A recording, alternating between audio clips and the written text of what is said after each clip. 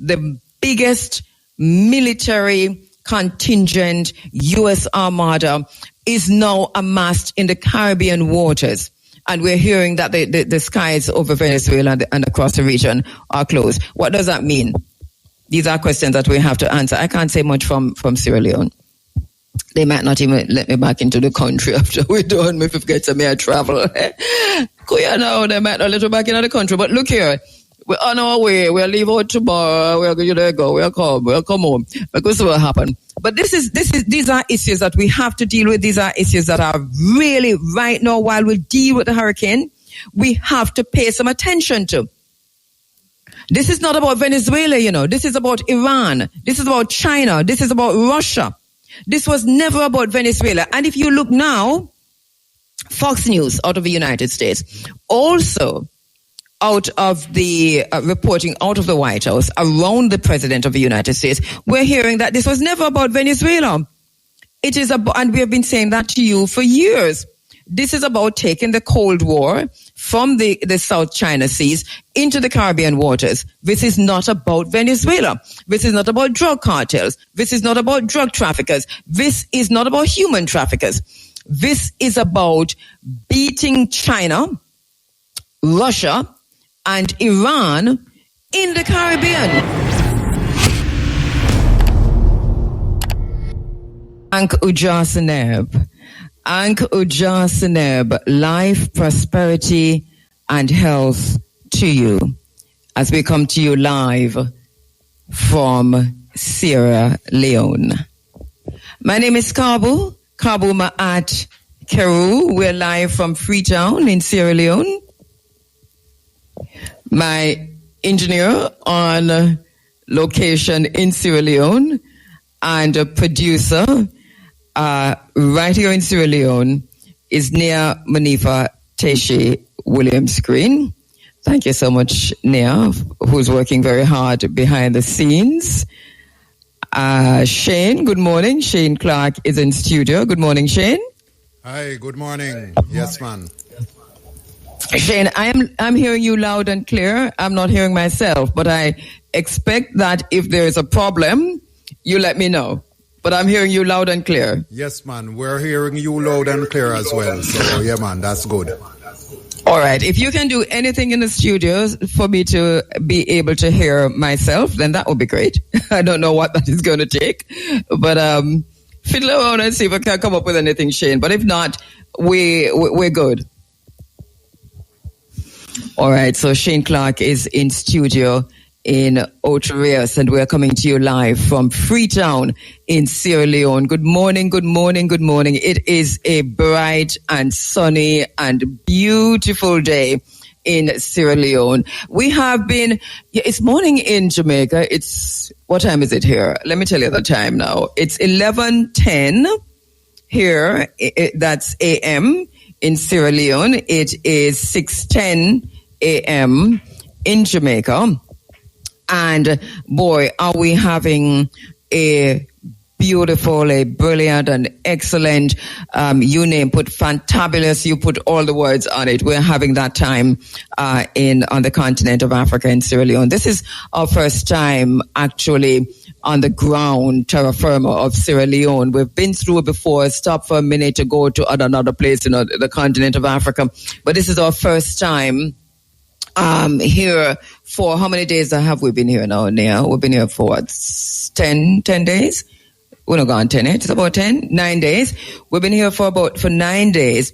And Shane, let me just tell you, it has been an experience, a learning experience. Last week when we spoke, we talked about how we were literally heading in, because we did the program last week from the line going into check-in for Brussels on our way to Sierra Leone, and had a great chat with the team, the delegation. It's a big delegation that's here. But now so much has happened since. We have experienced and done so much on the ground here, so that when we landed in Sierra Leone, we had some time to rest. And then right after that, think it was the evening of Monday, because we came in Monday, we were actually taken to a Jamaican restaurant. So there is a Jamaican here in Sierra Leone who is running a restaurant. He is married to a Sierra Leonean, and so they're here running a beautiful restaurant on the beach, literally. Looks like Otorias or St. Anne's Bay, Shane. I mean, I'm telling you, it was quite something else. So I had couscous with fried plantains, and there was a whole lot of, what did you have there? I had some brown stew chicken and some fried plantain with some vegetable on the side. It was very nice. Yeah, that Shane, vegetable on the side. Some vegetable on the side. We love that. All right. So, basically, this is, that was Monday. So we had a good chat. One of the things that we had to contend with, though, while we were here was the fact that we were learning of the passing of our beloved Uncle Jimmy Cliff. And that was earth-shattering for us. On the Monday when we went to the Jamaican restaurant, they were playing music from Jimmy Cliff, and it was one of those moments that, wow, everything that we remember, the conversations, the fact that Uncle Jimmy Cliff was a running African listener, that he would call me when I'm on air, that he would text me, that he would encourage me to look into other areas and other things. I don't know if you remember, he called, or listeners might remember this, that he called one morning and asked to come on air, and I didn't know what he was going to talk about.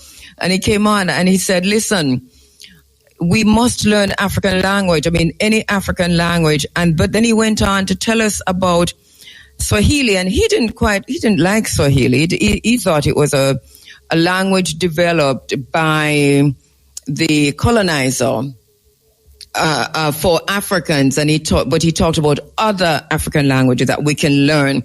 And he said, well, even if it's Swahili, because so much of Africa speaks Swahili, so even if it is Swahili, go ahead and do that. But he made a point of reminding us that Swahili was not necessarily our language, and that we should learn other African languages. Well, interestingly enough, and then again, one of the things he said to us, Uncle Jimmy Cliff, was, do not forget Mesopotamia. So we were focusing on who we are as a people. And he said, yes, we must go all the way to Mesopotamia. And I promised him that we would go Mesopotamia. And we haven't quite. So I reflected on that as I sat in the restaurant, on the seaside in Freetown in Sierra Leone, as to what part of purpose was and what it meant, what that meant for me. And that was to going forward to do some serious research and programming on Mesopotamia. So we miss Uncle Jimmy Cliff. He was a listener to Running African. It didn't miss him no matter where he was in the world. And he told me that. So, always available to speak on the phone, always available for a quick chat, always making himself available. And we, at IRFM, we honored Jimmy Cliff a few years ago. What year was it, Shane? Was it 2017?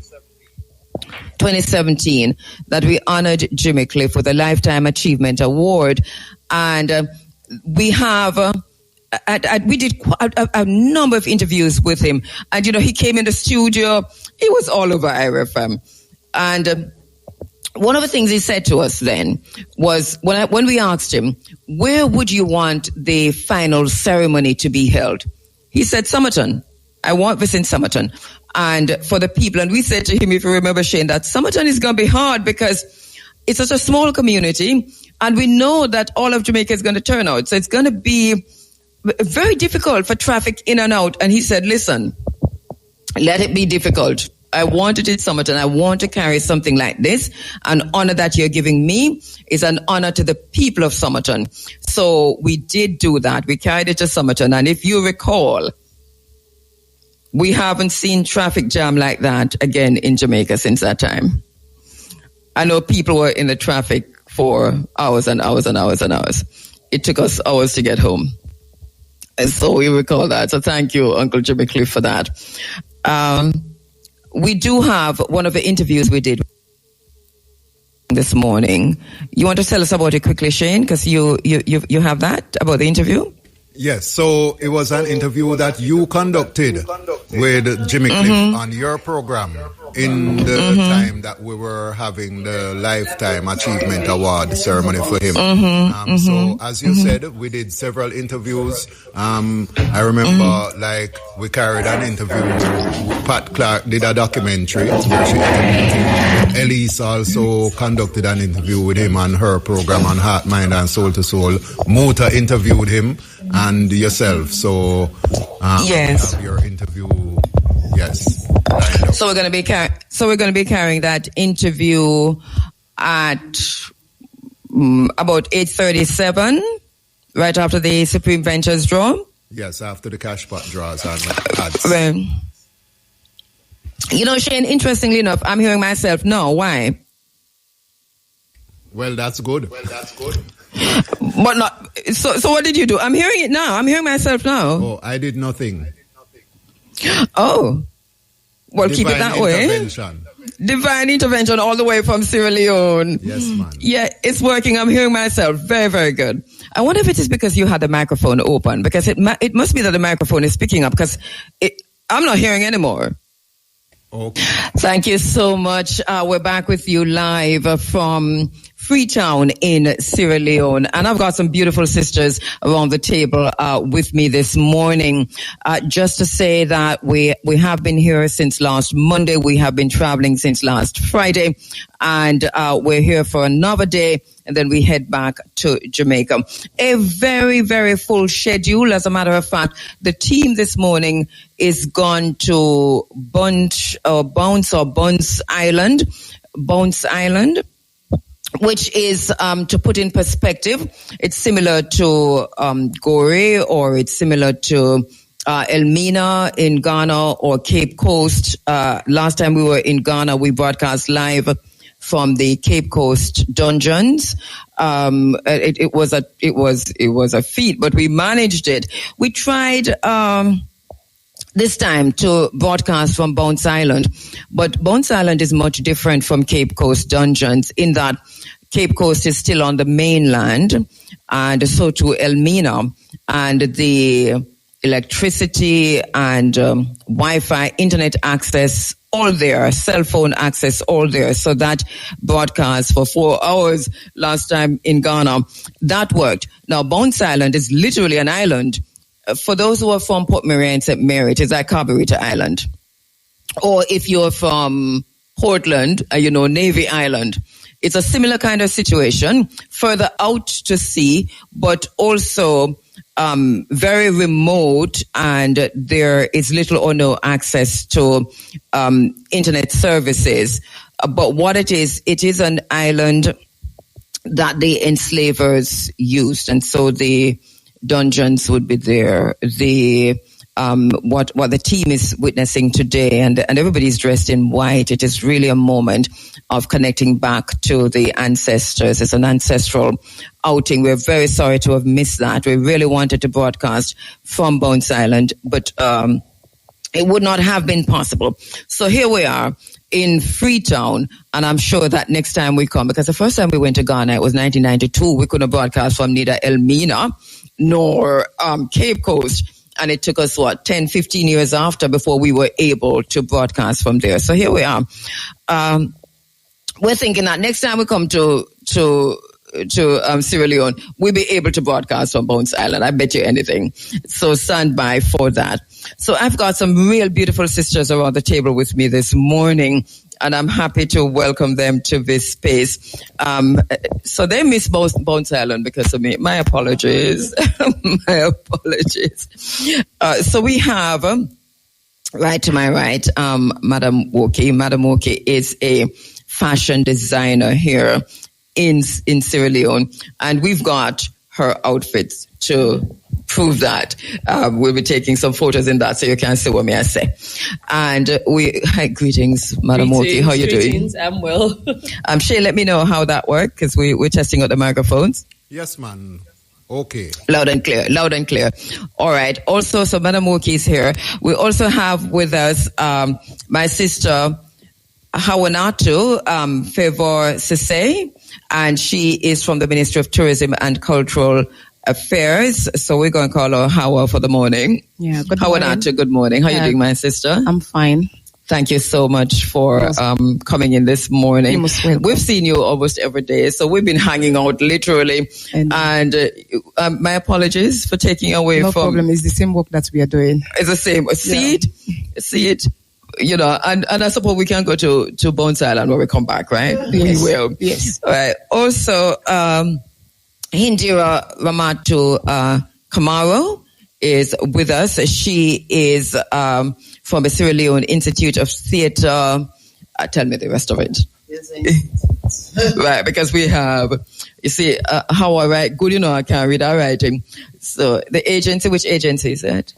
Sierra Leone Center of International Theatre Institute. It is an agency under the Ministry of Tourism and Cultural Affairs. Okay, and Cultural Directorate. Beautiful. And we're expecting to join us in a while, Mansa Fode Ajuma. He is from the UNIA ACL. He's the assistant president here in Sierra Leone. And also Emmanuel Suma. We're expecting Emmanuel, who is from the Office of the Minister of Tourism and Cultural Affairs, to join us in a little while. All right, so let me just go straight to our sisters from the ministry, first of all. Let's talk a little bit about Sierra Leone and what we have been doing since we've been in. Because the first persons we met when we came in here were you two sisters, were early from the day. Were you at the airport? Yes. Yes, so from day one, you were the first ones that we met. All right, tell us a little bit about what's happening here in terms of the schedule that we've been on so far. Good morning, everyone. I'm Ramatu Indira Kamara. First of all, when they came, we were assigned to them, probably to be taking care of them whenever they want something. We're here to come right in the morning, early in the morning, and we go back late at night. But as Sierra Leoneans, one thing we know about us, we like visitors. We like visitors, and meeting them was very unique thing, because they were open-handed. They love people. They were here to witness this One Nation festival, and all that was happening around us since the day they came. It was very good for us. We really do appreciate them. Sierra Leoneans are people that like visitors, so at least we all share the same culture, tradition, I think. We all share the same belief, I think, and more. There is more to it, because I think we eat most of the same food. Yes, because as Sierra Leoneans, we have African dish, and since they came, they've not been bothering us. Well, one thing we have in common is fried plantain. Fried plantain we have in common. With every dish. Yes, we have fried plantain in common. We have vegetable, because you two eat it. You do eat the jollof rice. Yeah, jollof rice is good. You know, Shane, we have a single thing running here, because we say, who has the better jollof rice? Is it Ghana or Sierra Leone? So? And I'm in Sierra Leone, so I'm not saying nothing. So you see, I'm not saying anything about the jollof rice. The jollof rice is very good. But this is the first time you're telling us that the jollof rice is rice. Okay, that's good. The first time I tell you? Yeah. Did I tell you the jollof rice is good? How? Okay. Oh, no. So now we're proud of that. Now knowing that Ghana and Sierra Leone do the very good jollof rice that you people eat and like. You like it? We like it, yes. But it's not the Ghana same. is better. Yeah, you are. You know, she pushed it though, because I said I wasn't going to say anything. Yeah, you are. Yeah, you are. Not the truth, you know, said Ghana one better. Okay. A little bit better. No, that's a little bit better. Okay, and we do vegetable. Yes, a lot of vegetable. And one of the things that I like about, I just love looking at it, because we do this in Jamaica, which is to use the leaves of the plant, to cook down in the stew. The herbs, natural herbs. Right. So it's like cassava leaves, and what other leaves do you? We have potato leaves. Potato leaf. Yes. Okay, speaking of my, yeah, this is how I say. Yeah. We have cassava leaf. Everybody know us Sierra Leone. If you come to Sierra Leone, you don't eat cassava leaf, it's a problem because that is the most popular food we have. Right. As children, we cried when we got any leaf cut up, cooked down like that. It's something that we do in Jamaica, but we used to bawl, in our family. But as adults and vegetarians and so on, you begin to develop a taste for it, yeah. We also have a pemahou. They call it pemahou, especially for the Mendes tribe. When visitors come, we need to give them pemahou. Pemahou? Yes. Did I get potato leaf? No, we didn't give it to you. Oh. But we know that. What is pemahou? Pemahou is the potato leaf. They cook it in another form. Okay. Different way. Mm-hmm. So they call it pemahou. Well, me want some before me leave. There's another thing is that what I just said there in the straight Jamaican language, Sierra Leoneans understand. Indeed. Yeah, because we speak, the Jamaican language we speak, it is spoken, it's called Creole here, K-R-I-O. So our listeners understand that when I say Creole, it's Creole, K-R-I-O. And it is the exact same thing as the Jamaica language, or if you want more, you say the Jamaica patois. We understand it all together. We understand it from beginning to end. I can't hide nothing from we. We understand everything we want to say. We can't hide nothing from Uno. Uno understand everything we say. Shane? So, right here now, we have to go take a break. You go and go take the break. They understand you want to see the laughing inside here. Take the break, Shane. Take the break. Back with you live, coming to you live from Freetown in Sierra Leone. And as I said earlier, we have with us, and we've been talking to a very special guests around the table right now. We've got Anawato Favor Sese from the Ministry of Tourism and Culture. We have Indira Ramato Kamara, who's also from the Ministry, from the Sierra Leone Institute of Theatre Cultural Directorate. And we have with us our fashion designer, Madam Woki. So we're talking just as we went into the break about the language, but even throughout the break, during the break, we had a further discussion about the jollof rice, but also about the similarities that we have in common. And so I was told about the international competition. Yes. For jollof rice and who does the best jollof rice. Yeah. And they're very proud to tell me who won. I'm in Sierra Leone. Sierra Leone won. Yes. Sierra Leone won. And one of the things you said, Madam Oki, is that it really depends on the chef. It depends on the cook. Speak closer. It depends on the cook. So, for example, the ways in which our traditional grandparents and our mothers used to cook is quite different from the way, a lot of like younger people cook. So it's different. Sometimes the smell of the wood. Yes. When the food is in the fire. So one thing that I'll say is, the way my mother and my grandmother cook jollof rice, you'll even want to lick your hands. Goodness gracious. As a matter of fact, we even eat it in like a large tray. I'm licking my lips right now and I don't know how It's completely different from, it depends on the cook. Everybody has their own individual ways of making jollof. Yeah. I went to school in Ghana during the war. Yes. So I've tried Ghanaian jollof. I've also tried the Senegalese one, I think, which is called Jebuje, which is quite nice. And then the spices that they use in their food, some of those spices, we don't use them when cooking our meals. So I think it depends. But Sierra Leoneans use a lot of pepper. We do. Oh God, we love Jamaicans. Pepper. Yes. That's our thing too. Jamaicans use a lot of pepper, and I noticed that immediately. That we really do have a whole lot in common, We love our spicy food. Our foods are very spicy. Yes. Very spicy. Yeah.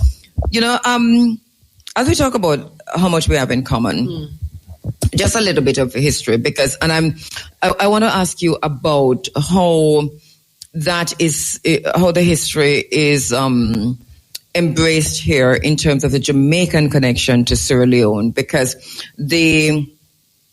one of the things we know very well and we talk about a lot, and I think last week, Shane, when we carried the lecture, the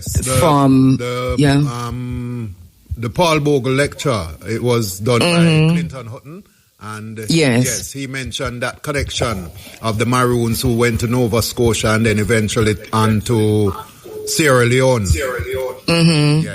Yes. And that's exactly it, because this history is celebrated here on the ground, the connection between Sierra Leone and Jamaica.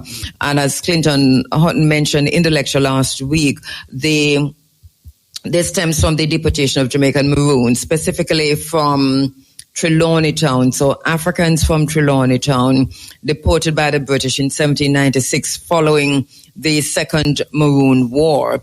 They were initially sent to Nova Scotia before being transported to Sierra Leone in 1800, where they joined the existing community of free Africans in Freetown. That history is well known on the island, right?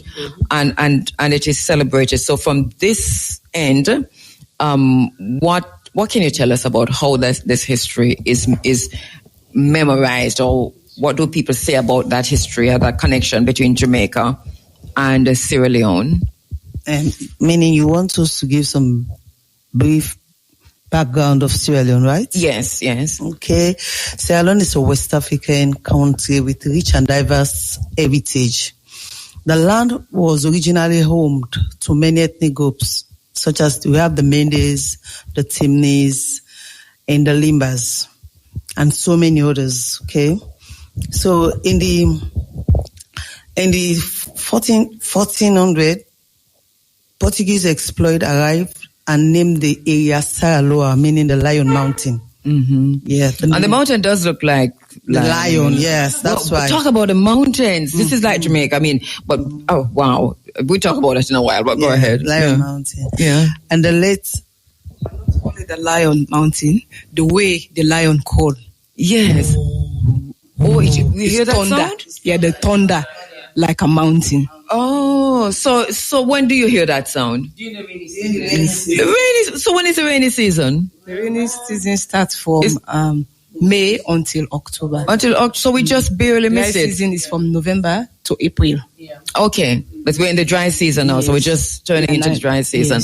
Because we haven't had any rain since we've been here, unless we sleep through it. But okay, so we need to come back in the rainy season to hear the mountain call, the lion call from Leon Mountain. Yes. We're not hearing it through the mic. During October, that's the time we have the thunder, like thunder and lightning. When you're sleeping, you just hear it, and then probably that's the time you'll hear it, like when the lion is roaring. Whoa. Wow. Sierra Leone, yes. It is beautiful, though. I mean, we'll talk about the beauty in a while. Yes, go ahead, my sister. Sierra Leone became a British colony and gained its independence on the 27th of April, 1961. Yeah, that was the time we were colonized by the British people. Okay.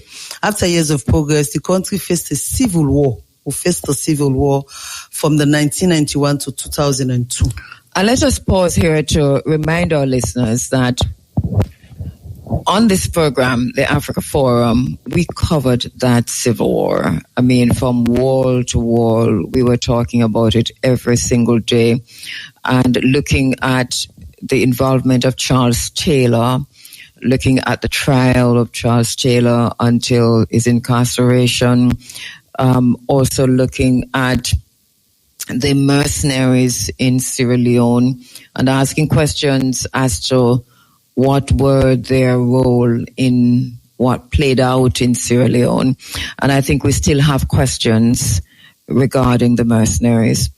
And then also looking at what was happening in the communities and talking about what was happening in the communities. So this is something that we covered, extensively.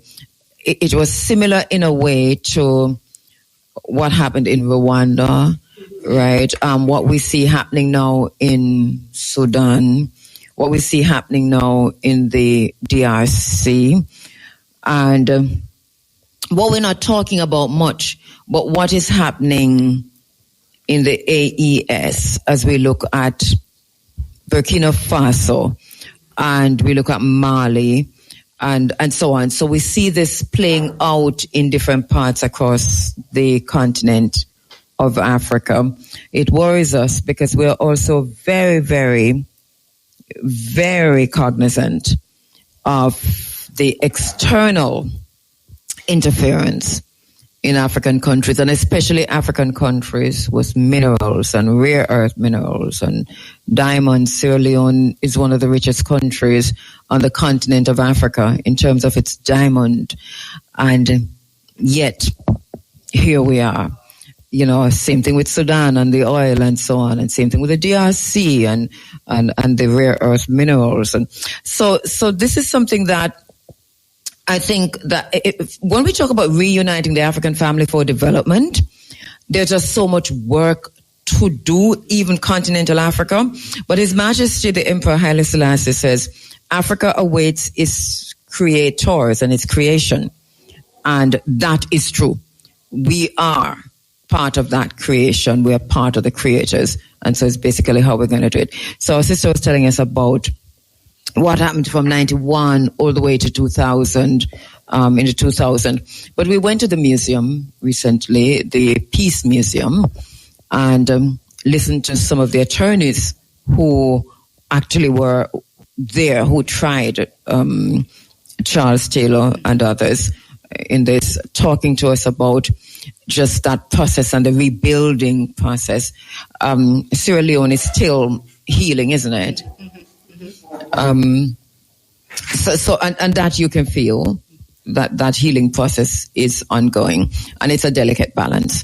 It's a conversation we have as we go along to talk about that delicate balance. But just to pause to mention that for a while and to put that into perspective. I don't know if I have a break, Shane, so we'll take another quick break. No break.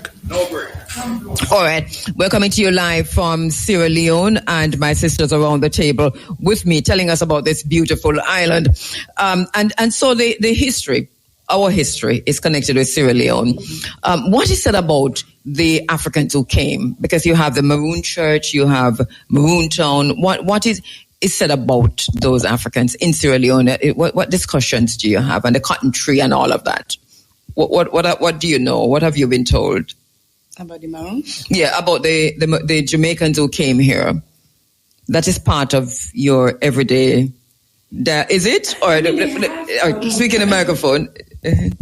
I mean, they have. I mean, the Maroon just a little bit. Oh, sorry, I think there was a lot of intermarriage that used to take place.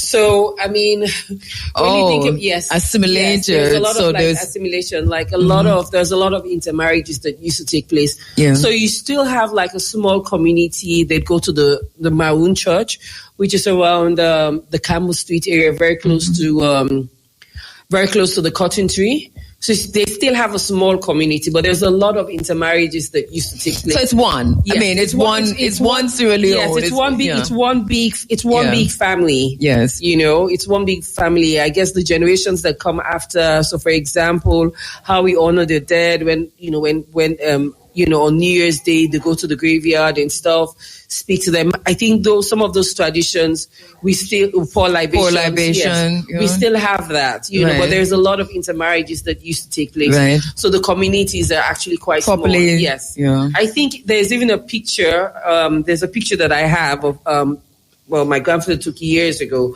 of Haile Selassie visiting Sierra Leone.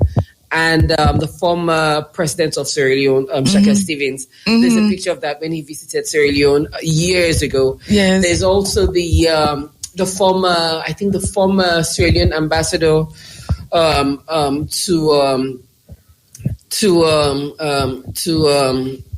former Sierra Leone ambassador. I remember her also meeting Haile Selassie, and it's like a picture that she has that's like all over the house, because it was such a historical moment for her, but the relationship has always been there between Sierra Leone and Jamaica, because, like we all said, the culture is similar.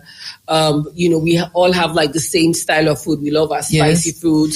We love Jamaican music. Bob Marley Day is celebrated every year on May 8th. It's such a big deal, Yes. May 8th. On May 11. May 11, sorry. I mean, it's such a big deal. Yeah, because we might be coming back for May 11. That's my birthday. Wow. Okay. So you're Taurus. Yeah, I am. You're Taurus. Mine was also May 15th. There you go. My whole family is born in May. So okay. Yes. So that's a Taurus, Yeah, you know it is. Yeah.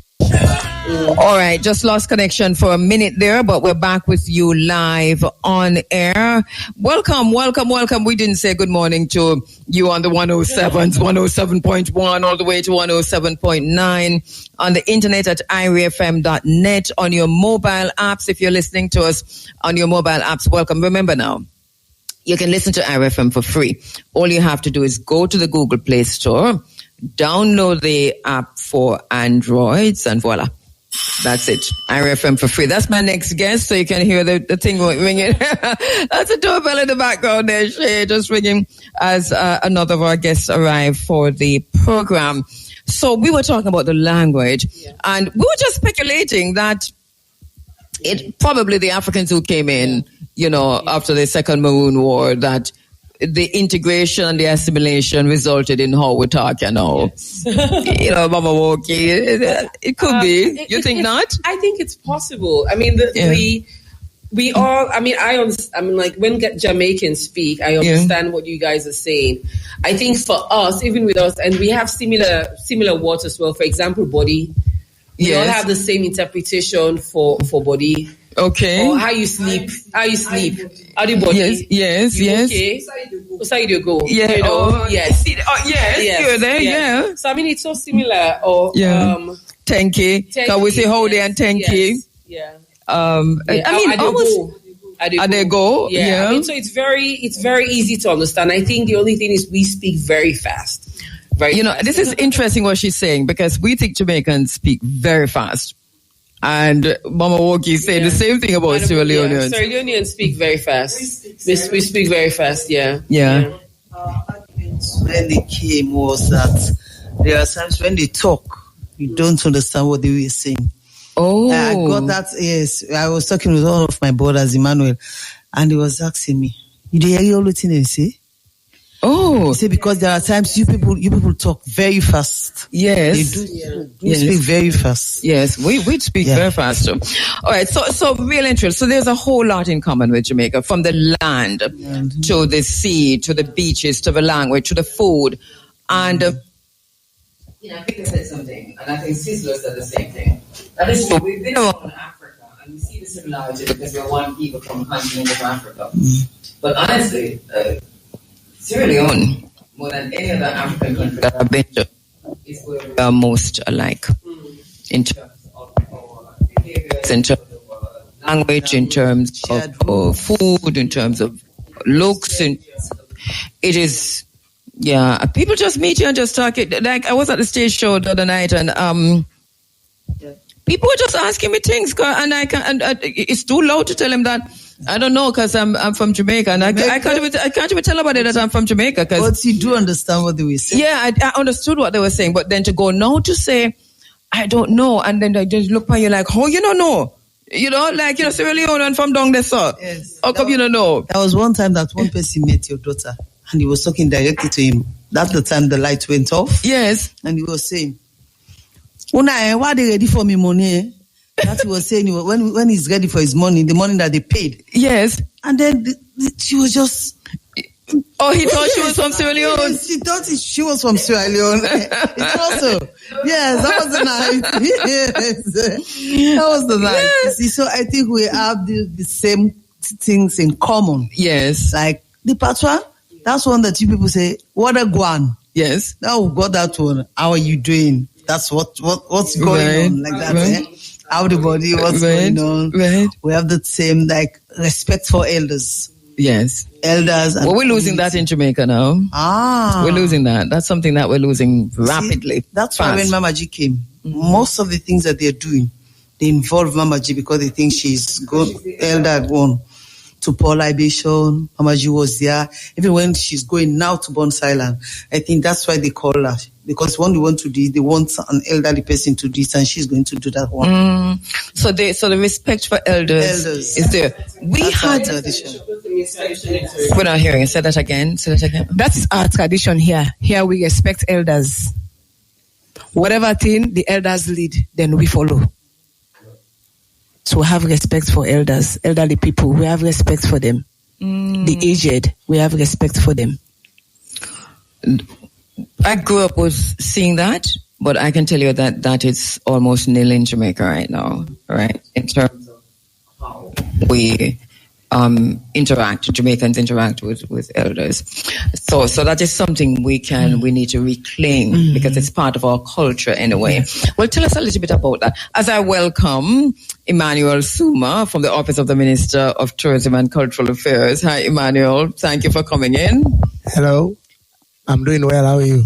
I'm well, thank you. No, Emmanuel, thank you so much for, not going to Buns Island. I'm Emmanuel. God with us. God with, yeah. I had to sacrifice. I know. Thank you for the sacrifice. And we're not nailing you to the cross. But we couldn't do this without Emmanuel with us. You understand what I'm saying? There you go. So thank you so much, Emmanuel. All right, so we'll come back to you in a little, Emmanuel. But talk to me a little bit more about the elders. Yes, the elders. Like, for example, if we have an occasion or function, then I'm sitting on front. Then we see elderly people. All of us will get from we'll get up. Yes. We'll give the seat to the elders. Okay. Behind. Yes. So we really have respect for elders. Right. And I suppose this happens across the spectrum, whether you're in the... Across. Even when we are walking, you see elderly people who left everything that we are doing, who try to hold the person, try to help him or her. And everybody does this? Everybody. That is our main culture here in Sierra Leone. What happens to the person who disrespects the elder? You'll be in fact, you can't even think that. Wow. You can't even think that. What kind of punishment? Not that much punishment. Not that much. But there are some people that will be around you. When you want to talk to elderly people, you do it with respect. Even when you want to greet, we go down. Or you touch the ground when you're greeting? No. We kneel down. Oh, you bend down? Yeah, we bend down to say good morning. We go down. To an elder? To an elderly person. Oh. So there's much respect for the elderly people. Yes. Yeah, so there are times we do talk to them. You will not talk to your mom or dad like this. So you don't even do that outside. Yeah. But there are some people that usually do that and go down with it. That's it. So the entire community would look down on that person. Yes. Yeah, go ahead. Let me hear what you're saying. Yeah, punishments may come in different forms. I wouldn't really call it punishment per se. So there's a tendency you could in fact be ostracized. Of course, there are outliers. People do it. People would always be disrespectful. There will always be disrespectful people. But as she said, there is this element of social pressure that you will get. So if you're a kid, you may be spanked by the parents. But it depends, really. Of course, there are significant challenges as well, as with every other instance, every other situation. But then when you do that, you would face some kind of rebuke, sometimes spanking, sometimes ostracism, you'll be ostracized, so different forms of reaction to disrespect. Wow. This for us means a lot because it is something that we talk about a lot in Jamaica, and it's something that we have lost. I wouldn't even say losing. It's something that we've lost in terms of how Jamaican youth interact with the elders, whether or not we respect our elders, and even in some cases whether or not the elders are respecting themselves. So the whole thing is topsy-turvy as far as that is concerned. As I said, we had a fashion designer with us, and we want to talk a little bit to Mama Woki about her business of fashion designing. What do we call these? Ubus, right? So is that basically what you? Yes, the gowns. How did you start? So I started the brand 16 years ago. It started off as a sustainable fashion brand. I was always inspired by clothes. I always loved clothes. And I was only interested in fashion. And I remember my grandmother going to the principal's office several times. They were like, this child, she's always cutting off fabrics. That's all we see her doing in class when she's supposed to be paying attention to either a biology lesson or maths lesson. And, she kept going to the principal office several times. My dad had a very busy job as a gynecologist. So he was like, you guys sort her out. And, I graduated from so my family, how they supported me, they were like, okay, if it's something you're really passionate about, go to university, and after that, we'll support you. And so the minute I graduated from university, I went into it full time. I started off designing clothes for my friends, making it very affordable. And then, a lot of people got inspired. There was demand. And of course, if there's demand, there has to be supply. So and every year we used to take part in a lot of shows. I've done Bahamas Fashion Week a few years ago. We've taken part in Lagos Fashion Week. We've done Arise Fashion Week. We've done AFI Fashion Week in South Africa. We've done African Fashion Week, New York. We've done Fashion for Development with Naomi Campbell. So yeah, that was how it started. Yes. Wow. And and so the early days was here in Sierra Leone. In Sierra Leone, I know you said you went to school during the war years in Ghana. Yes. So what happened in Ghana? So during the war, during the war, we went to school in Ghana for 2 years. Okay. We ran away as refugees. And I think, again, the drive that Ghanaians had, if they're passionate about something, they go into it. If you're passionate about gardening, that's the business you go into. If you're passionate about carpentry, you do it and you do it really well and you make an income out of it. So I think, the curiosity was always there, but then, the belief that, okay, it is going to happen.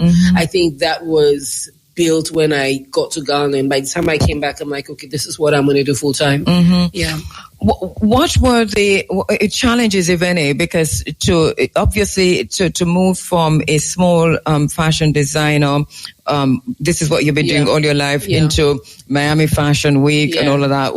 Talk to us about that process. So for me, one of the big things that I believed in was if I wanted people to know about Sierra Leone fashion, I had to be willing to invest in myself. So one of the things that we always did was, we'll do our research in terms of what show is happening where, and, what is the logistics that's involved. And, my clientele have been like super supportive, the people buying our products. And so some way, somehow they just make it happen. I remember I did, Fashion for Relief with Naomi Campbell. I had to travel to the US twice during the Ebola because she was like, we want something African, but not too African. Right. So I went to the US. I worked on the design, and in my mind, I kept thinking, okay, I had to come back to get it right. And we were able to showcase, black and white stripe outfit. So we would remember her in that outfit, right? Yes. We've had Yvonne Chaka Chaka, Princess of Africa. She's been to Sierra Leone twice, and of course she was on stage. She was like, "Oh, somebody promised me a boo-boo. Where is it?" And she called me out, and she's worn our pieces a few times. I've hung out with her in South Africa. She's worn our pieces.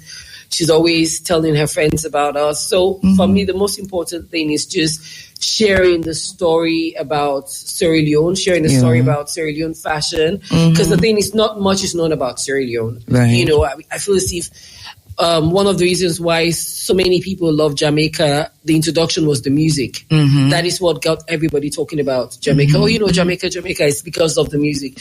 So for me as a fashion brand, I just thought, okay, how do I use fashion as a means to share a positive story about Sierra Leone, not just the clothes that we produce, but even the people who produce our fabrics. So, for example, we run a skills training center in across the country. We've trained about 3,080 women in the last 4 years to produce their fabrics, and we also produce their fabric. So you're building it from scratch. Yes. So we've actually trained 3,080 in 4 years, and the target is to train 5,000. Again, moving even beyond just designing clothes. We've also been engaging with the government to say, okay, how do we empower rural communities, women who are based in the rural areas who don't have access to finance or access to information as we do that live in the city.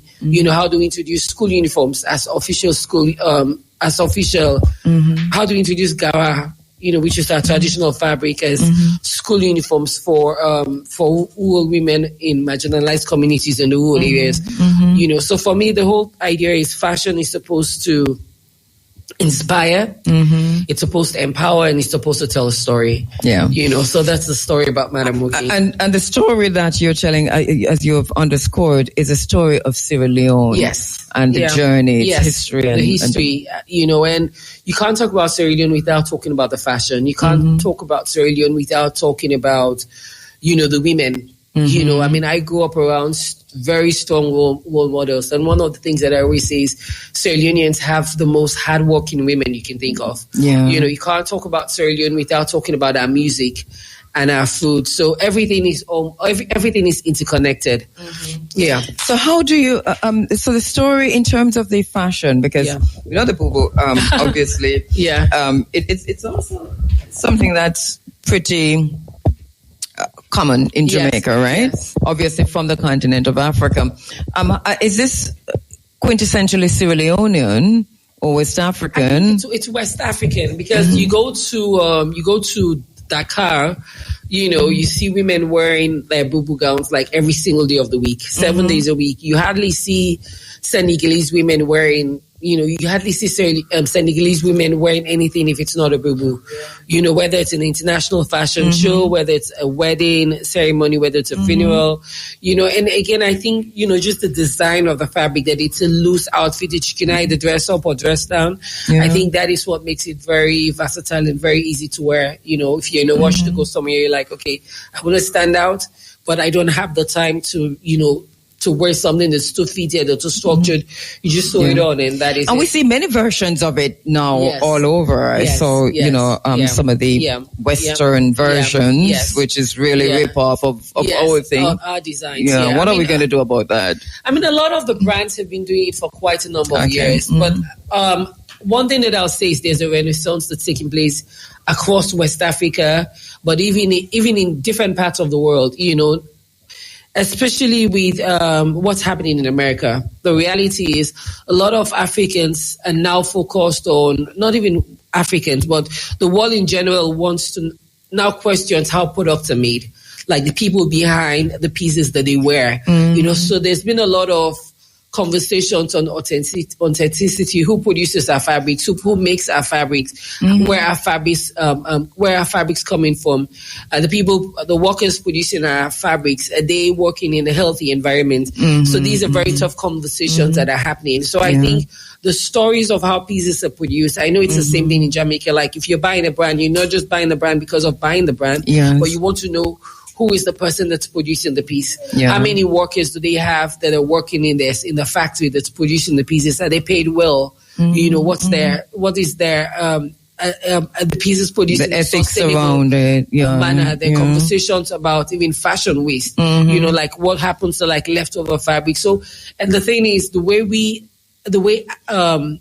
produce pieces, I think the authentic story is what makes clients buy into our product. It's not you're not just buying an outfit. You want to know how it was created from start to finish. Even though it's low fashion. But so how does because one of the things that we're noticing, even as far as creeping into the African diaspora, Jamaica in particular, is that we're now flooded with fabric from China.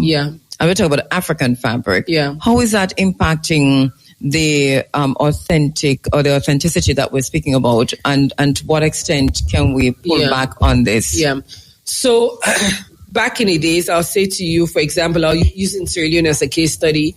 I'll say to you that a lot of Sierra Leoneans love buying the wax prints. One of the things that we have done, sometimes you have to teach people by example. One thing that I'll say is, in terms of fabric designs, I wouldn't even just limit it to China. Sometimes people want a taste of something different, they buy it in China. If they want a taste of something different, they buy it in Malaysia. It depends on because back in the days, Africans used to produce their own prints. So in Sierra Leone, we had a hand-woven fabric, which was called the country cloth, which is similar to what the Ghanaians make, which is called the kente. We also used to do agara. We also used to do a batik, which is very common in Ghana, Nigeria, and different parts of Africa. At some point in time, I guess some Africans felt that, our fabrics were not of a higher value. They're almost inferior. But I think, conversations around fashion have started changing. A lot of Africans have now started embracing their roots. They've now started embracing their individuality. They want something that's unique. They want something that speaks to them. They want something that speaks to their culture. They love the story of how, fabrics are woven, so there have been honest, raw, unfiltered conversations about how does fashion move forward. And one of the, as part of those conversations that have been taking place, there's that realization that it doesn't make sense for me to buy a foreign fabric that's empowering another country when I could be empowering people in my own home country. And I'm wondering if people are even aware, because I think, sometimes you grab a piece and somebody say, oh no, that is from China. Yes. As opposed to, no, that's not made in Africa. So part of that is also, we have to educate ourselves. We have to become more aware about what's happening around us. How can we tell the difference? You can tell different because of the quality, because the texture of the material. So, for example, even with Agara fabrics, the Chinese have copied our designs, but then the reality is when you touch the texture, it's polyester, whereas the one that's locally made in Sierra Leone is cotton. So I think those are one of the ways in which, you can tell the difference. But then also a lot of people who sometimes buy these products, they go to the manufacturers. So, for example, a lot of these pieces are actually made by women. So, for example, if you go to certain places in Makeni, you see more. It's almost like a textile hub for the Gara and the batik. If you want the country cloth, most people go to places like Bo and Kenema to get it.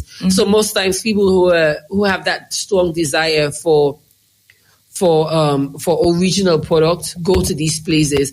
And again, like I said, when there's demand, the people producing the pieces know that they have to step up their game in terms of coming up with like new innovative designs.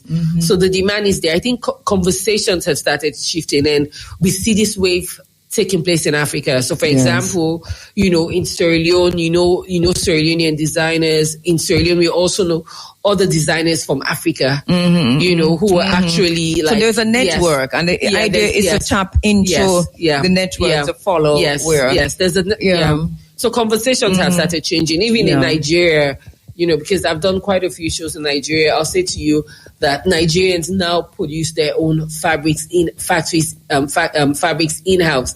They have their own in-house factories that produce their fabrics. So I think conversations have started changing. And then again, using your brand ambassadors. So, for example, your musicians, your artists, when you see them constantly rocking your products, it's like, that demand, where's this fabric from? Or where's this outfit from? So, for example, I had Yvonne Chaka wearing my product. Again, the demand increased both in Sierra Leone as well as in South Africa. We've had Idris Elba, who supports, Sierra Leonean designers. Oh, yes, we've been reading about him. He's worn my pieces, both in Sierra Leone as well as outside of Sierra Leone. There's that level of demand. So you're working at many levels. Yes. And so that information is going out there. Yeah. So when we see Idris Elba in a bomber jacket, that's you. That there you go, Baraboke. Yes. Yeah. All right. And so I'm very honored to have a piece from you. My daughter It was very important for me because, like the other speakers were saying, Sierra Leoneans, we love visitors. We love welcoming you to our space. We love welcoming you into our home because we are not as active on social media. We don't market this country enough, but I feel as if we're the warmest people that you can find. Most strangers coming here for the first time say that. And for me, if we have a guest coming to Sierra Leone, you guys have to experience our food. Yes. And I'm happy that you've been able to have that. You guys also have Thank you all for feeding us. You guys also have to experience our fashion. Yes. So for me, it was very important that you guys have a piece that's made by women for women. Yes, we love them. Take back home. Yes. Yeah. So I got one for me. My daughter got one. And we were here saying that Mama not get none, but we're not begging anymore. We know that you give us a lot. No, we want to I will share mine with my mom. Yeah, exactly. Yes. I share stuff with my mom all the time, in my gown. So like, okay, if you're not making me anything new, I'm just going to pick something off from your wardrobe. So it's an African thing as well. We always share stuff with our family members. Yes. Yeah. We love them. We love them. I mean, Yes, we do. Exactly. We're going to advertise the fabric for you too. I mean, where can we get your pieces? So it's Madame without an E, WOKIE. We're very active on Facebook. So Madame Wokie, MADAMWOKIE. Yes, you can find us on Facebook. We have quite a few varieties of stuff available. Send us we're also on WhatsApp, but you can send us a private message on Facebook, and we ship internationally. Okay. Yes. All right. Yes. So we're going to. So let's just ask Tristan, just talk to Tristan, and I will try and get some of your products up on the IRFM social media. Thank you, Nick, our social media manager at IRFM, for helping to facilitate that. Thank you so much, Madam Wokie, for coming in this morning and sharing our table. We like the idea of the black-brown table, and we might have a little feature in it called Black-Brown Sierra Leone, something to that effect. But we love this idea. Thank you so much. Really appreciate the work that you're doing. We'll pay more attention to fashion out of Sierra Leone as of now, and also to what you're doing. Thank you so much. All right, so that's Madam Wokie, fashion designer, international fashion designer from Sierra Leone, here in Sierra Leone this morning. Let's take a quick break. We're coming to you live from Sierra Leone, Freetown in Sierra Leone, and boy, this has been really a lovely, lovely time. Let me just say thanks to the team and the leader of the team here in Sierra Leone who put this all together from Jamaica. Our honorary consulate, head of the honorary consulate in Jamaica, Professor Rosalie Hamilton, was the catalyst behind our being able to be here in Sierra Leone. A few things happened. Not least of all is the Hurricane Melissa. And all of this, our trip and everything was planned and in train before the hurricane.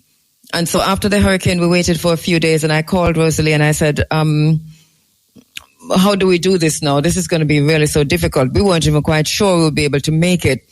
And she said, all right, let's just play this by ear. Let's see what's happening. And we are thinking of going ahead as long as we can move, because all of this is already planned. Sierra Leone is expecting us. The advertising is happening.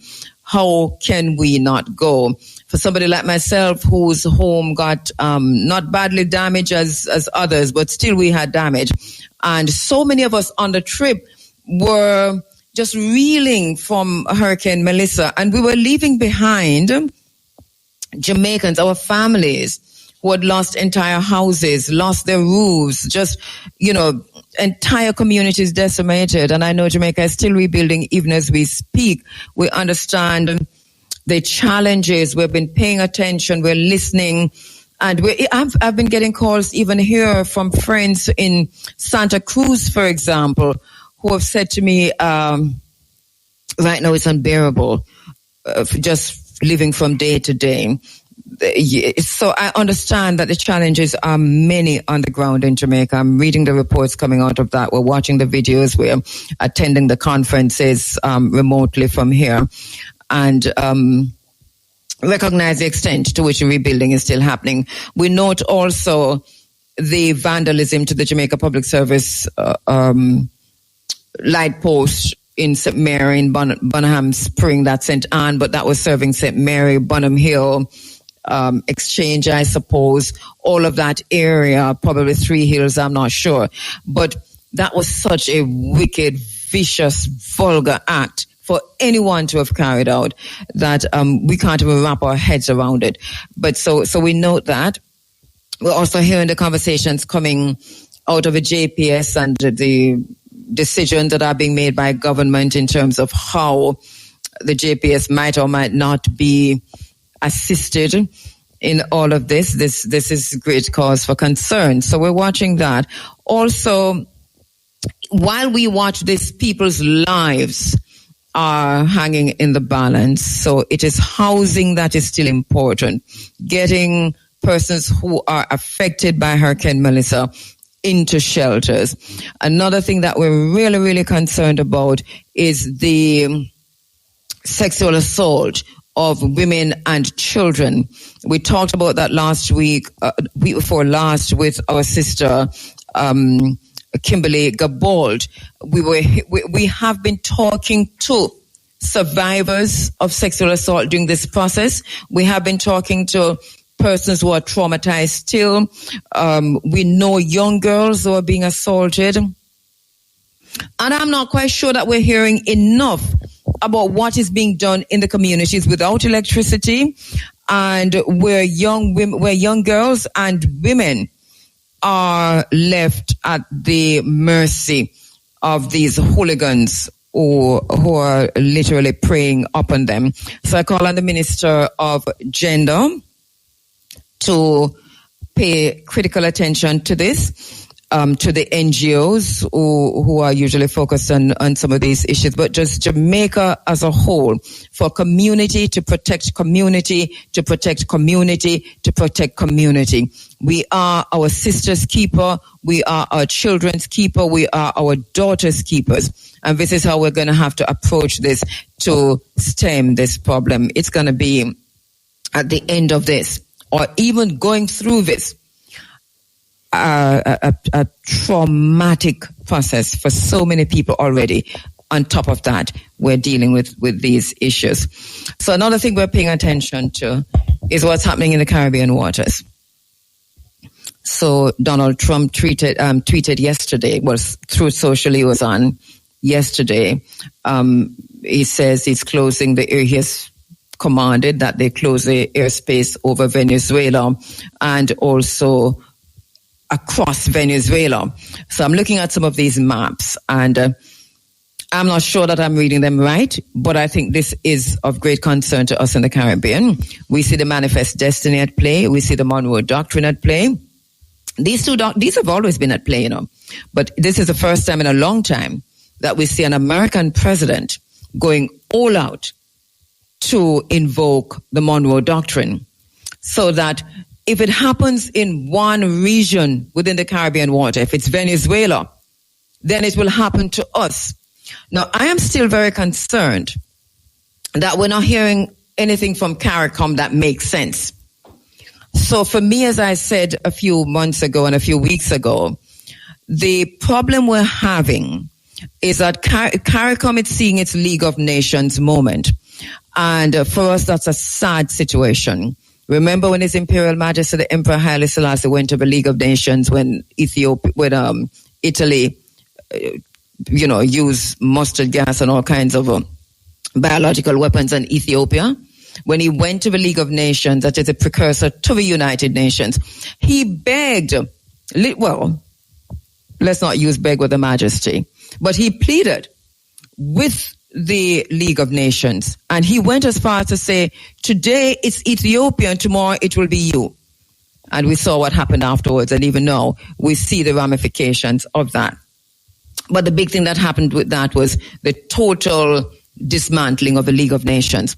I am saying to CARICOM that you are in your sunset era because you haven't really dealt with this. The head of CARICOM is the Prime Minister of Jamaica right now. CARICOM is headed up now out of Jamaica. It is our turn. And I know we have the hurricane, but we can't walk on chew gum. We can ride on whistle. And so we need to do that. So it's not too late for CARICOM. I know CARICOM is more or less powerless now, it's a toothless animal. But the point we're raising is that it's not too late for the Caribbean community to come together and to, in a very serious way, say to the United States, you are wrong and we will not support you on this. I suppose that they're never going to do that because of all of these bilateral arrangements between individual countries and the United States. And people are afraid of losing their visas. But I think we have to be prepared to lose our visas. If we are going to be the manufacturers of the leaders and of the next technocratic period, that era that's coming up on us, because we're going into technocracy. If we're not going to be slaves and enslaved by these multinational corporations and these technocrats, then we have to take a stand. We have to take a stand. So I'm really upset with CARICOM, and not that I expected any better, but my begs, just the way that CARICOM is behaving like it don't even exist. And now we see Trinidad. I don't know if you saw the last bit of information coming out of Trinidad. Pamela Besesa is saying that, who is the Prime Minister of Trinidad, she's saying that she didn't think it was necessary to tell Trinidadians that she was putting up that the US was putting some surveillance system, massive system, in Trinidad. She didn't think it was necessary to do that. Check the information. That's all over the reporting over the internet. It's also being reported widely in Trinidad. This is a serious mistake on the part of Trinidad. But here we have Trinidad that's siding with the United States on this. We have Guyana on the other end that's siding with the United States on that. We have a massive army amassing on the border between Guyana and Venezuela, I suppose in the Essequibo region. That is also a problem. And we have right now, as we speak, the biggest armada, military armada in the Caribbean waters, facing all of the Caribbean countries and Venezuela and others on the other side, that we have seen since the Iraq War. The biggest military contingent U.S. armada is now amassed in the Caribbean waters. And we're hearing that the skies over Venezuela and across the region are closed. What does that mean? These are questions that we have to answer. I can't say much from Sierra Leone. They might not even let me back into the country after we're done. If it gets me, I travel. They might not let me back into the country. But look here, we're on our way. We'll leave out tomorrow. We're going to go. We'll come home. Because what happen? But these are issues that we have to deal with. These are issues that are really right now, while we deal with the hurricane, we have to pay some attention to. This is not about Venezuela, This is about Iran. This is about China. This is about Russia. This was never about Venezuela. And if you look now, Fox News out of the United States, also out of the reporting out of the White House around the President of the United States, we're hearing that this was never about Venezuela. It is about, and we have been saying that to you for years. This is about taking the Cold War from the South China Seas into the Caribbean waters. This is not about Venezuela. This is not about drug cartels. This is not about drug traffickers. This is not about human traffickers. This is about beating China, Russia, and Iran in the Caribbean. And that for us is not good. Not good for Caribbean waters. And let me just say one final thing on this. We must stop this foolishness about the Caribbean as a zone of peace. The Caribbean waters have never been a zone of peace. Never. Not from the days of the Tainos until this day. So stop with that foolishness. And that to me might very well be a deliberate counter-argument on the part of some to deflect from the fact that Caribbean people must stand up against what's happening in the Caribbean waters. And I say that without apology. And I see all those who are writing letters to the newspapers and all those who are writing commentaries and editorials that this is where you're going.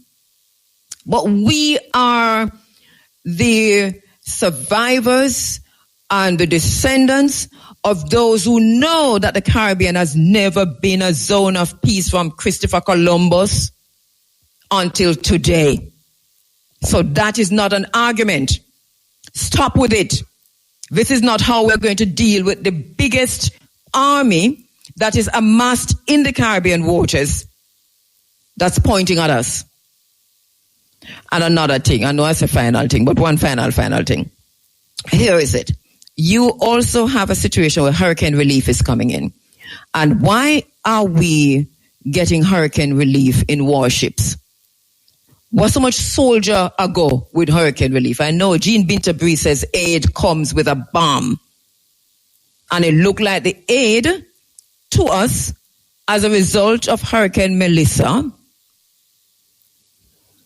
is coming with military support. We want to know them soldiers that day who come in with the military support, and why we have Black Hawk coming in with military support. Is a whole heap. I hope something to say if I come back to Jamaica, so let me leave it until we reach Jamaica. But we're really, really, really concerned about this. And we can't be so glad for aid, because sometimes we're so happy to get the aid that we accept our own demise. I'm just saying. Anyway, we're coming to you live from Sierra Leone. All right, we're back with you live from Sierra Leone. Thank you so much for joining us inside of the Africa Forum. And my very special guests around the Black Brown table is right now Emmanuel Suma from the Office of the Minister of Tourism and Culture, Hindira Ramato Kamara from the Sierra Leone Institute of Theatre. Is this subvented? Yes, subvented agency under the Cultural Directorate, Secretary General. And then we also have, and they've been with us all morning, Hawanato Favor Sise. And she's also from the Ministry of Tourism and Culture, the Assistant Director of Tourism. They're pretty tired, because we have a group here that's been working non-stop. And this is around the clock, just preparing this, the pre-production, the production as things are happening, and then the post-production. And I've seen them. They're working really, really hard. This is tripling up work. So you're working hard like Jamaicans. This is something else. All right, let me go to you, Emmanuel. What's your main task in all of this massive production that's been going on for the last few weeks? So really, I cannot lay a finger on one particular task. It's been very general. So when we started, of course, I'm a part of the planning committee when this whole idea came into being. Wow. So as part of that, the planning from the very inception of the idea onto its fruition. Wow. Yes, as part of that. But I had played different roles, and I continue to play different roles as the program. As the program continues. So today they're headed to Bonds Island. I was just there trying to coordinate as well. You were at Bonds Island this morning? No, not Bonds Island. I went to see Coach. They're about to leave. Okay. So I was there trying to coordinate things and all of that. So we've been playing all kinds of roles. Pest control. Yes. The at Radisson Blue, protocol, everything. We see you. In Jamaica, we call you a head cook and bottle washer. We see you because we saw you from day one at the airport. The entire team that's here, actually, and every step of the way. Not just with us, but also with the production itself. So this is like crazy work. Thank you so much for that. All right. So you talk about the inception of this brilliant project that's underway right now. How challenging has it been? Because you have people from all over. It's been very, very tedious. Very tedious. As I said, I want to believe that I must have discussed this with you. This is actually the first time that the Ministry of Tourism, or indeed any other ministry, is taking up a project of this scope, of this magnitude. Most times it's just the private sector. And even there, I don't think you've taken it to this length. The length that we've taken it to. Yeah. Because we've never had this many international artists coming to Sierra Leone, about 11 of them coming to Sierra Leone, and then we also had to include the local reggae artists as well. So it's huge. It's can get to an in I can imagine because for the system it's almost like a test of a system with all these artists that you have to house, plus all the other people that you have to house, including media, etc., international media. It's been very, very difficult. And as a young person, I'm 24, so this is all. 24, It's 24, I better listen, I work hard enough. This is new. It's a new experience because I've always been sort of nerdy. This is foreign terrain. Yes. Entertainment is foreign to him, but upon getting to know the minister, getting to work for her, well, this is tourism. Tourism is about entertainment. Yeah. And Minister Nabila Tunis, she is also a really serious worker. Right. And what she really loves reggae music. That we've seen that, where she knows every dance and look just like how we look. But talk to us a little bit about her own thinking. And I know you can't talk on her behalf, but you're representing the ministry all. But her thinking behind ensuring that this all come together and this serious connection with the Jamaican artists. The minister, as you've said, I must speak to her energy levels. I've never seen somebody as energetic as she is. Neither me. She would send a text at 2 in the morning, 4 in the morning, 5 in the morning. There are times I would ask her, when do you sleep? I don't think she's had 4 hours of rest a day in throughout this process since October, the ending of October, because that was when things really peaked. To now, maybe November 30th. Yeah. So she's never really rested. She's somebody who's big on inclusivity. She wants to bring everybody on board. That's what she wants to do. She wants to put Sierra Leone on the map, and she's exploring ways. So this year, the theme is Year of Ecotourism, and the motto, really, if you would call it that, is connecting culture, community and conservation. So with the 3 C's. So we're trying to connect cultures, not just within Sierra Leone, but without Sierra Leone, outside of Sierra Leone. And the best way I think to do that is to look at cultures that with whom we share a lot. And the Caribbean community, as you know, we share a lot with them, tracing back as far as the transatlantic slave trade, which is why, in fact, they had bonds used to house at different periods over 30,000 slaves. So she's trying to create that connection, trying to bring people on board, which is why she had as many artists as we did. Yes, from Trinidad, because you have representative from Trinidad, and obviously from Jamaica. I'm not quite sure from any other Caribbean, but definitely there's a representation from Trinidad and Jamaica, and from continental Africa. Yes, from continental Africa, and we had the local reggae artists, really. Yes. Because most times they look down upon. They're seen as, well, these are idlers. Dreadlocks is seen as a characteristic of idling around, just sitting by, and But the minister said, I think this has to change. So in August, we did something, it was just a preliminary, just to test the waters.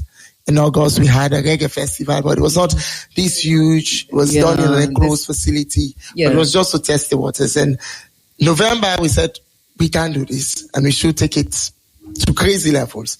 And I think you did. We did. And it worked. It did work. Yes. We had a few assholes here and there.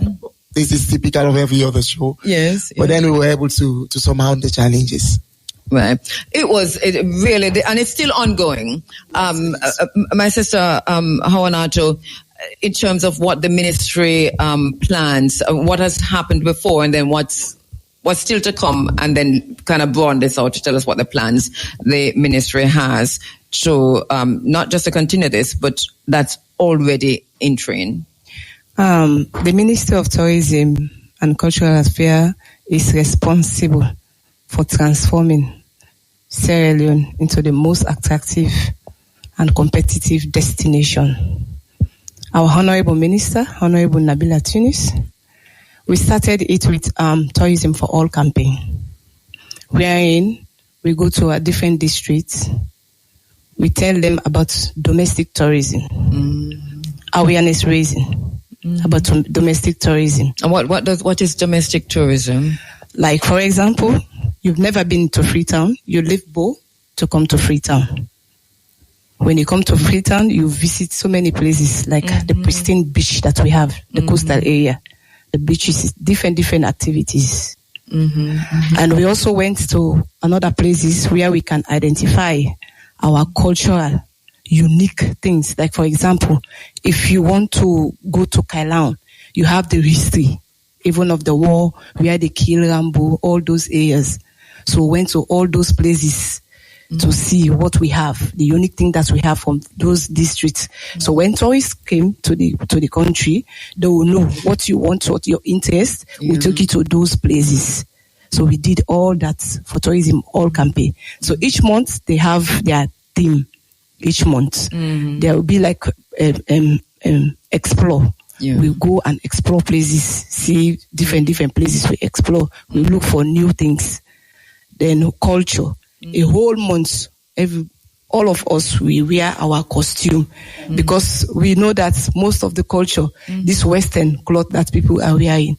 So we want them to tell them that our culture, our cloth, like for example, the one that Madam Woki was wearing, our tigers, because we don't want them to die, out. So we go to those places, we go to the offices, we tell them, because tourism is a multi-sectorial. We coordinate with other ministries. We can't work alone. So we do all that. We go to our monumental area, we visit those places. Then we see how we can get new SMEs like Madam Woki. They are one of our SMEs, and she did a lot for us tourism. She trained about 1,500 women in tiger dyeing. She was talking in batik and tie dye and just making that is for tourism for all. That was last year. We have different activities from January to December. Yeah. So there's a focus on developing tourism, but developing tourism so that the people benefit and that the people are involved. Exactly. Do not make the mistake that Jamaica is making with tourism. And I say that with the most sincerity, to say that Jamaica is focus on tourism is more Western minded. And it's something that needs to change. And I hope that Sierra Leone can even begin to impact that, because I heard the minister said at the launch that she's been speaking with the tourism minister in Jamaica and also the culture minister, so with Ed Bartlett and with Babsy Grange, so that what I see happening here in the development of tourism is that it's the thinking for Sierra Leone and through the minister is, let's do this with the people, for the people, and by the people. That's what's missing in the Jamaican tourism product. All right. So we're coming to you live from Sierra Leone. And Sierra Leone, if you will, reminds me of Jamaica in the early 80s, right? And this is to say, at the cusp of developing everything, tourism, entertainment, the industries, and so on and so forth. So also Ghana, it reminds me of Ghana in the early 90s, which is that Ghana was on the cusp of developing into something much, more, not necessarily modern, but embracing some of modern technology. Now, Ghana has developed beyond Jamaica. And when we went there in 92, we were more developed. And I see where Ghana has grown in a very serious way. And I'm seeing the very same kinds of situation that Sierra Leone is poised for this kind of development as we go around the country and so on. So what I find interesting is what you've been saying to us, my sister, Anawatu, which is how tourism is being developed, which is, say, domestic tourism, even while reaching out to us in the diaspora. One of the things I'd like to kind of underscore, even as I know that people from the Ministry of Tourism and Ministry of Culture are listening to this program right now in Jamaica, and is that Africa represents an area that we can cooperate with on tourism. We see that happening right here today. But we came at the invitation of government, but there is no government-to-government kind of cooperation. So let's see what happens later. All right. So from here, in terms of what's left for this period, what are we looking at? Because the stage show is gone. We've been here for 2 weeks. What's the next plan? So we're done with the festival. So of course we'll have to do some post-mortem of the festival generally. That will be maybe in a week's time, or maybe next week. It should be next week.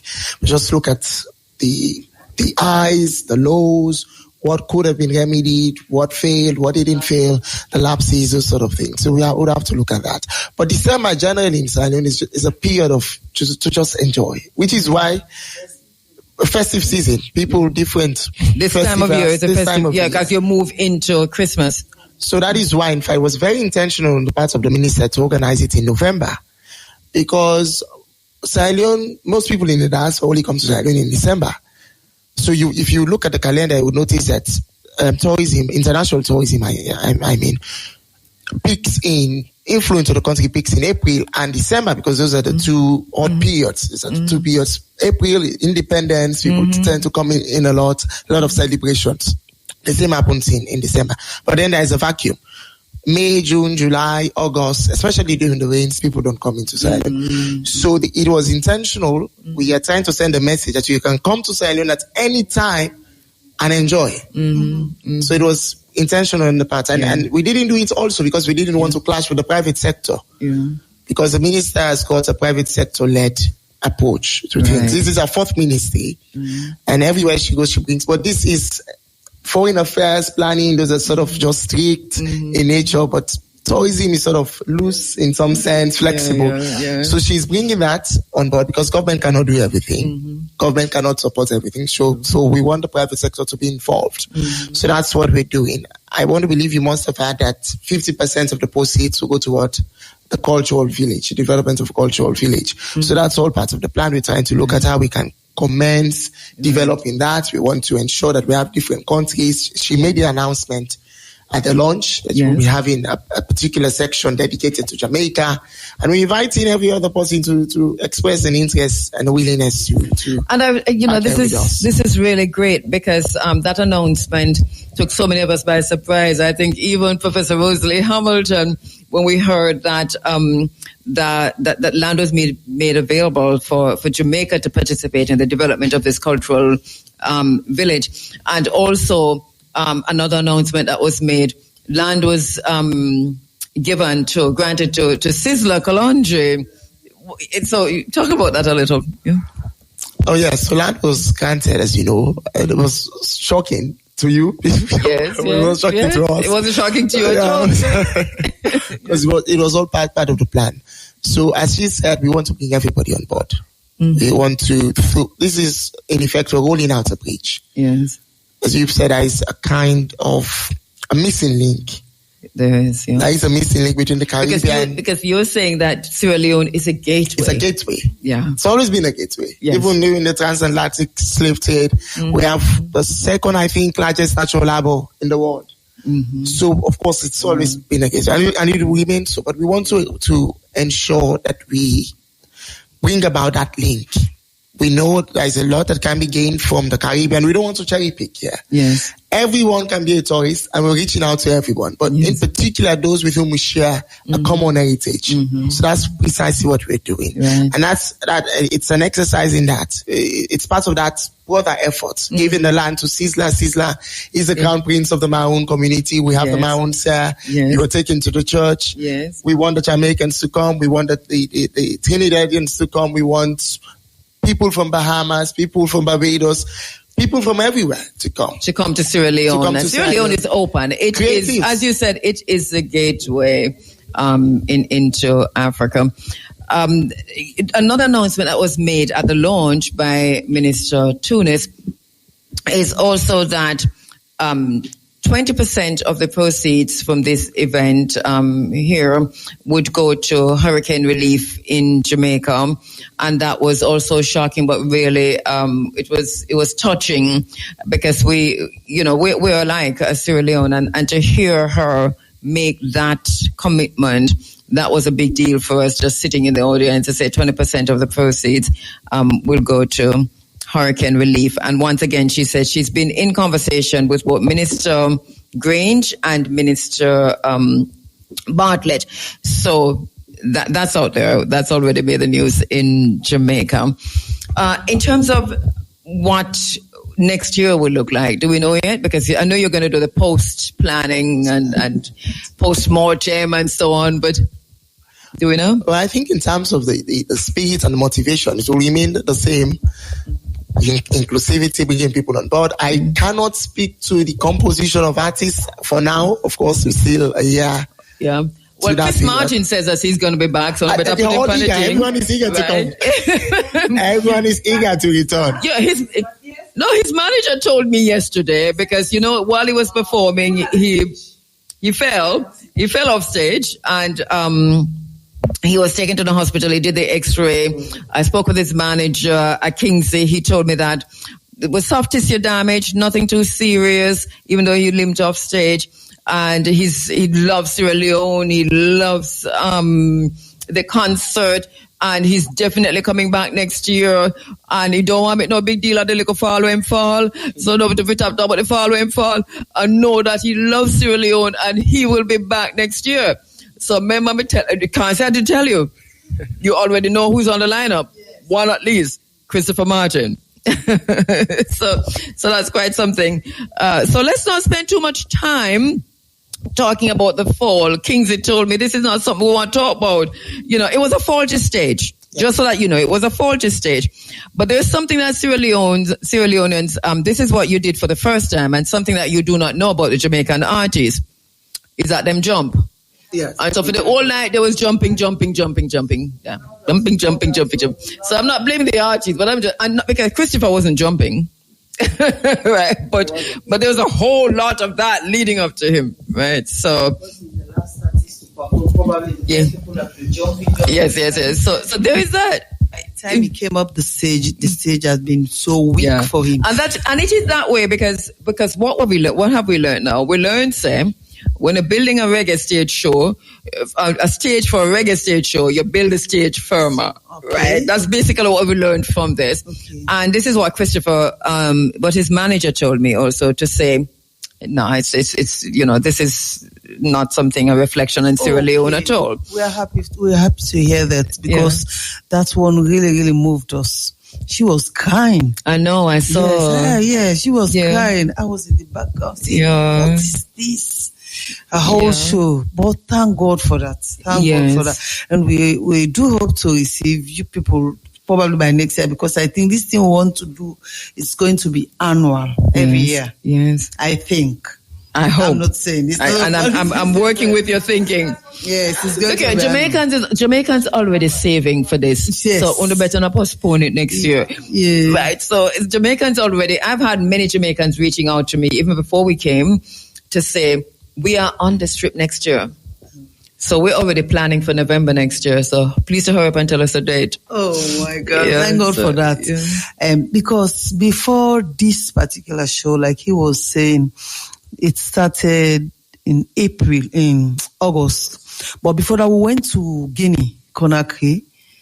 That we just go over there to see how they are organizing theirs, because they did a festival too. Okay. Yes. Myself, Emmanuel, and some other crew. Yeah, you went to that festival in Guinea. Yes, to see what and how they. Yes, to see how they organize theirs and how we're going to do ours. Probably let's just link it to now set up.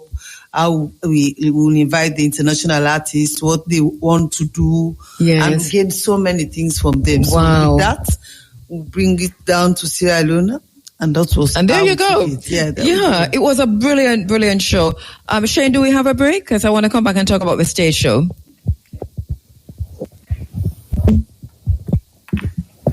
As we come to you live. As we come to you live from Sierra Leone, just want to talk a little bit and to let you go, to talk a little bit now about the stage show itself.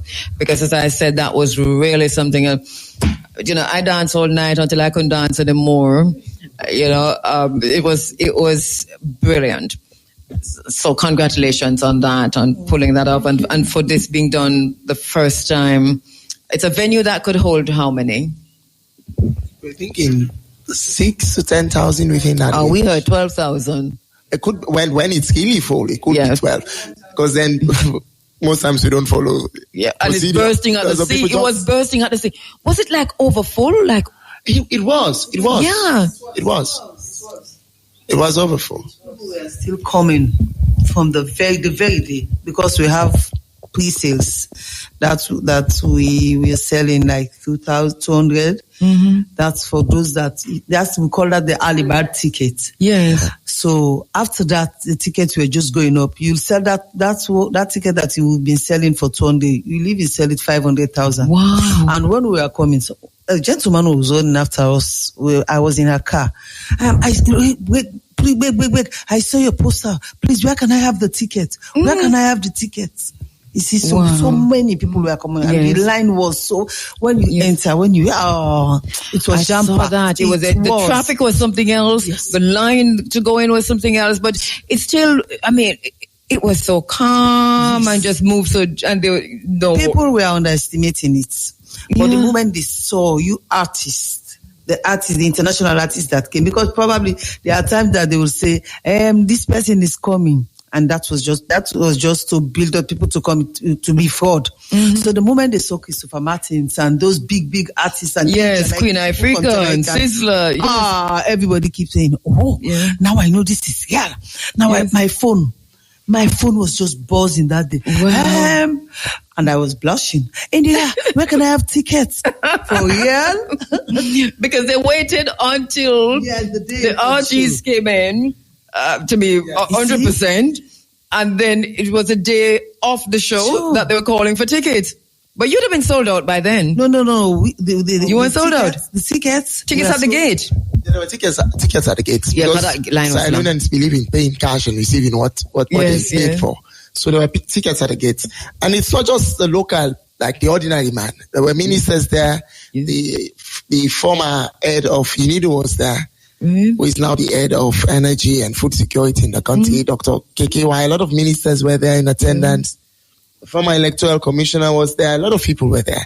So I think it speaks to the power of reggae music. Mm-hmm. So that's, of course, there's an acceptance of reggae, but people did not think we were going to pull it off.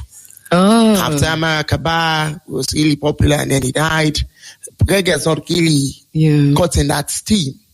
So this is again an exercise to just try to sort of reignite that steam. So it's about everyone. Everybody was there. From all class of people, every class of people.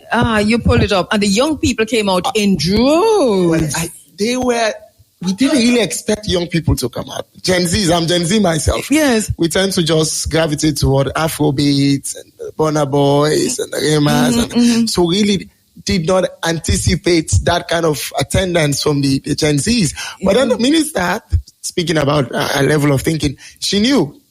Because when she would have conversations with us, she's got about 7 of us, Gen Zs, young people, and she would say, would bring it up to her, we don't think this would gain steam among our demographic. And she would say, no, you just wait. And she was right. And she was right, perfectly right. And I think there's so much appeal to Gen Z. I mean, what I heard and saw when Christopher Martin was on stage, for example, in terms of the Gen Z response, I was shocked because every single Christopher Martin song, those Gen Zs, including Family Kawaneso, was singing like crazy. I mean, if you look on us, but me don't know that one day. But in Sierra Leone, every single person, Gen Z specifically, was singing to Christopher Martin songs. Let her go. If that particular music was, oh my God, they know every single line. Every single line? Yeah, when they go to school, they'll sing it. Like it's very romantic. You know, this children now, they'll sing it for their... Yes, I saw that. So they were all waiting. In fact, we were all waiting for that particular music, and we know that was his last music for that night. That he got the accident. Yes, just so that you would notice that the list of the catalogue of artists carefully curated to appeal to different demographics and psychographics. I saw that. Queen Africa's Daddy Don't Touch Me There is such a well-known song here. That is crazy. Like everybody knows it. How come? Well, actually, I didn't know she was the one who sang the song. Yes. I only got to know that when the plan came about that she was going to be one of the artists. And so, of course, we had to market how we had to say, this is the person who sang the song. Yes. And people listen to a lot of our songs, and a lot of Sizzler songs. Yeah, we're going to come to Sizzler in a while. So Queen Africa really gave a masterful performance. And all of them did, Christopher Martin was brilliant on stage. Queen Africa was beautiful. The entire thing. And to me, what was really critical was the way the audience responded to both of them, to Queen Africa, to Chris Martin, and of course to Sizzler. But let us go to Sizzler, because we had a power outage, which is wont to happen in Sierra Leone, and and it only happened once in the night, right? And then that was out for how long? For about 45 minutes or an hour. And at the same time, we had that slight accident with Chris, but people waited because you had thousands of people there, and they did not leave. Yes. Well, I think if we would have told them to just wait for us, that announcement would have gone. To tell them, just give us 5 or 10 minutes, we'll fix everything. Because that was for Sizzler. One particular gentleman was saying, I am here for Sizzler, and I am not going till the morning. I must see him perform. Yes. And that's what people, I know, I got that. Yes. Because people just go get something to eat, go use bathroom, and, and just waited until. And we thank God for that, because at least there were people around when he was performing. There were a lot of people. Oh, yes, man. I've been a minute. Yeah. When I went there with King, because when the incident happened, I went to check on Christopher. To check for Sizzler, King Kali. Oh, King Kali. Yes. So I went there. So I left them there. I came back to the place. Then I met Sizzler. He said, "I'm going to perform." Of course. I said, "What?" Full of energy. I know. Full of energy. When he came to the stage, oh my God! Energy. Wow again. Everybody was. It's like we've just started the show. Yes. Yeah. I turned to one of the members of the delegation, but I've been Dwayne, I think, or Diana, but I said, even if no electricity comes back and there's no generator, Sizzler is going to come keep Nyabingi. Mm-hmm. So it's going to happen. We'll just wait, because he's going to come on stage. He's disciplined like that. So I knew that he would. And then he performed, and they wouldn't let him go. Mm-hmm. That's another thing that happened. The audience just wouldn't let him go, and he kept performing and performing and performing. It was quite something. It was beautiful. And then what time did it end? About 7, going to 7. 7 o'clock. So programs don't usually last that long in Sierra Leone, because we're people with thin patience, very thin patience. Yeah. But that one was an outlier, because normally it's about 4 latest people are gone. Yes. But people waited till about 5:30 when Sizzler's performance commenced, and it was crazy, because I was at the backstage trying to set things up, and then I saw that he was performing. I was shocked. And I think it speaks to his discipline. I didn't know it was that. Oh, he's highly disciplined. Oh my God. Yeah. And it was glorious. People waited. A lot of people waited. Yes. And people were waiting Thousands for him. waited. Yeah. People were waiting for him. Thousands of people. It's incredible. Yeah. Really, and we have to thank God, and we have to thank him again for the composure. Because any other person would have been thrown off balance. Yeah. With what happened. Yeah. But he waited, and he brought such energy. Yeah. Remarkable energy. True. It was really a beautiful evening for the One Nation Reggae stage show that took place at the Radisson Blue Gardens at a venue that could hold 12,000. And believe me, people really, really turned out. It was bursting at the seams. And, Queen Africa, Christopher Martin, Sizzler, all top of their games. We had our sister Makeda.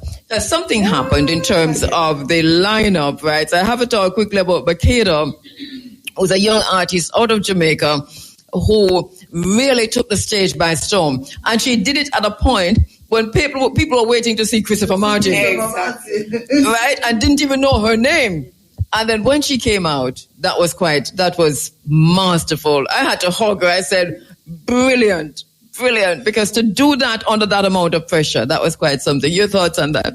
It was, I was shocked. I was surprised. I was standing in front when she was called upon. Yes. I didn't know she would get that time. So I knew she was going to perform, but not the person who was going to. Yeah, because she's performing between Queen Africa and Chris Martin.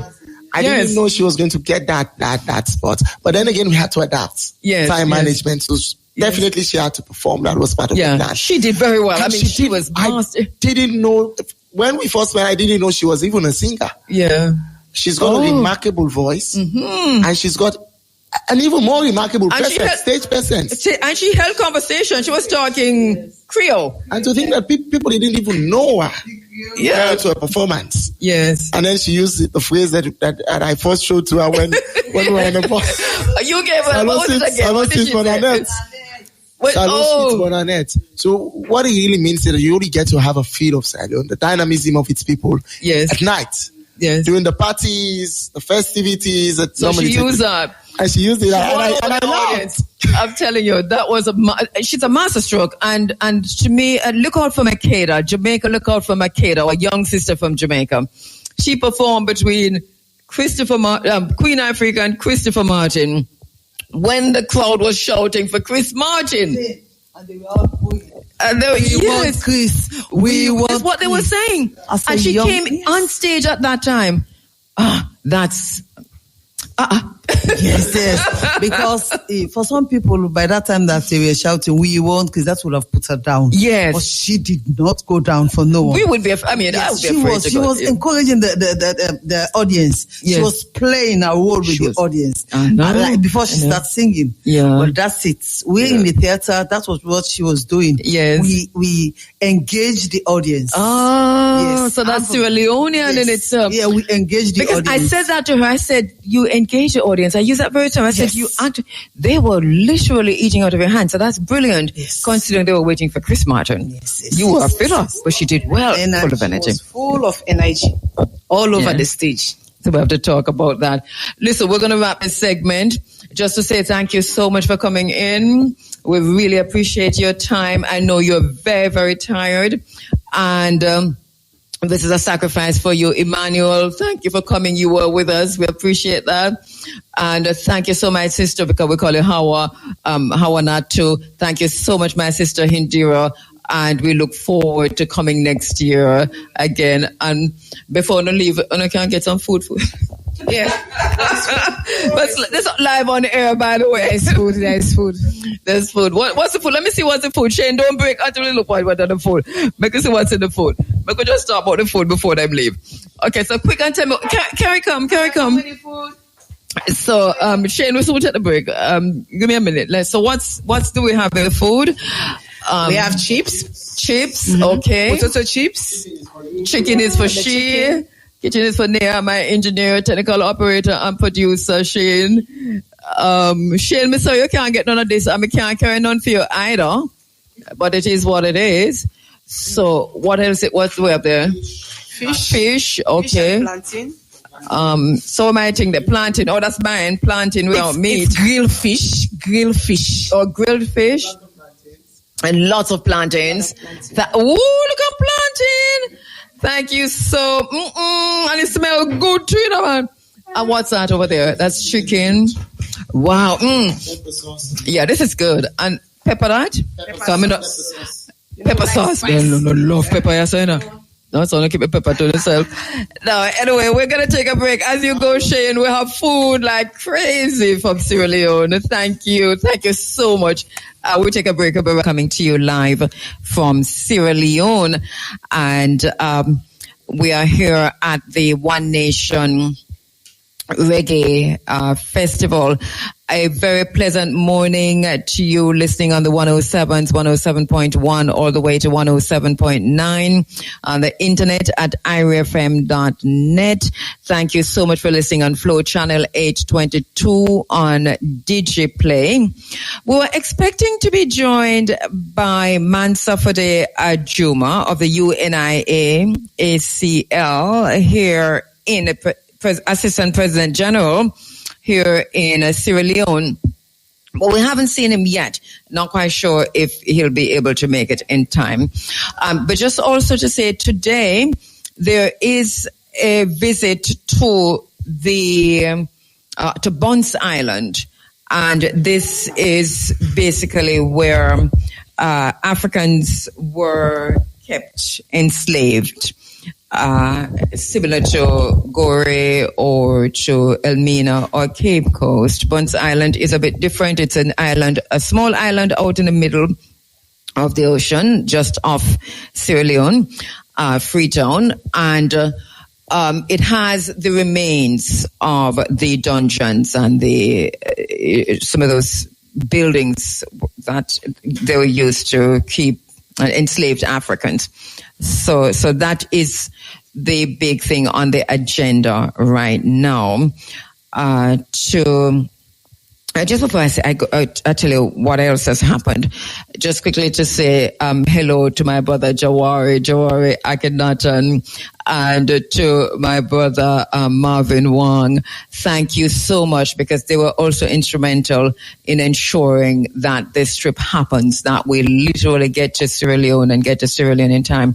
Thanks also to IRFM, of course, under the serious challenges that we were facing out of the hurricane, in terms of just ensuring that the coverage was right, that IRFM was involved in the hurricane relief, and we see all of that happening there. That when the focus was on Hurricane Melissa, that IRFM was still able to say, let us honor the commitment we have made to Sierra Leone. So thank you so much to IRFM for that. The One Nation Reggae Festival, Freedom Heritage Tour. I can give you a quick idea just before we go into the Supreme Ventures draw, as just some of what we've done before. So quickly, the Heritage Tour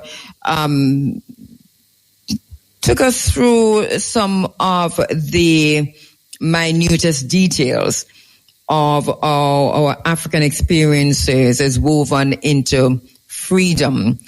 And so we've seen so far the cotton tree. The cotton tree is very integral to Sierra Leone's culture.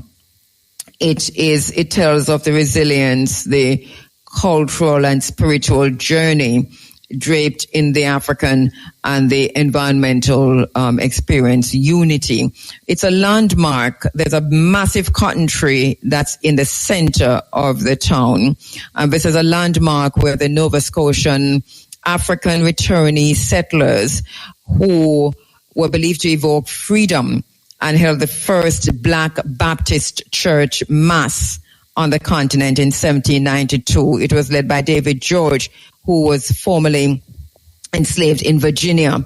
The African pioneers that came to this settlement from North America, from Jamaica, they believed that this land aligned with the practice of total liberation. And so you have people like Thomas Peters and Nathaniel Wanze, who initiated the earliest revolution in Freetown. There's also the St. John Maroon Church, and that is in the center of town also. Well, a little bit of a center. And it was founded after the Second Maroon War, 1795 to 96. 500 Africans who had resisted colonization and were exiled to Nova Scotia in Canada and later deported to Sierra Leone. So that spot designated in 1787 as a province of freedom.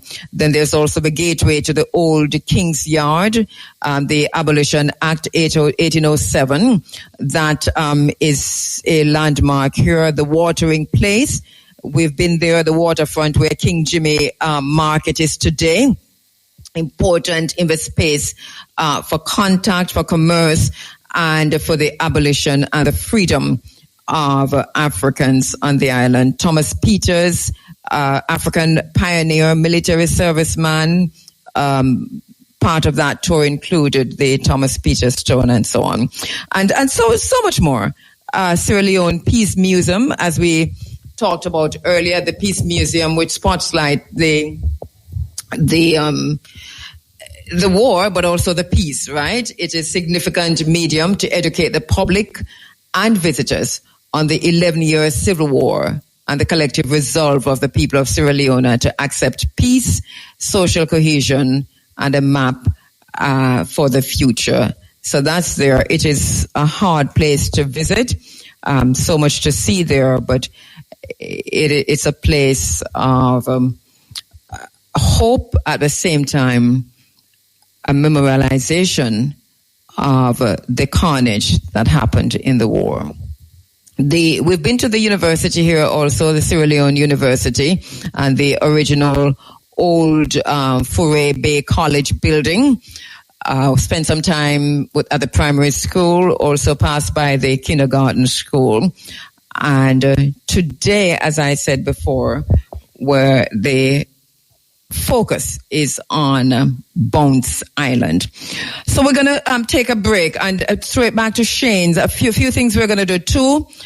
We're making way for the Supreme Ventures draw at 8:30, and then right after that, we go into the rebroadcast of an interview I did with Uncle Jimmy Cliff back in 2017, and then you come back to me right here in Sierra Leone just after 9 o'clock.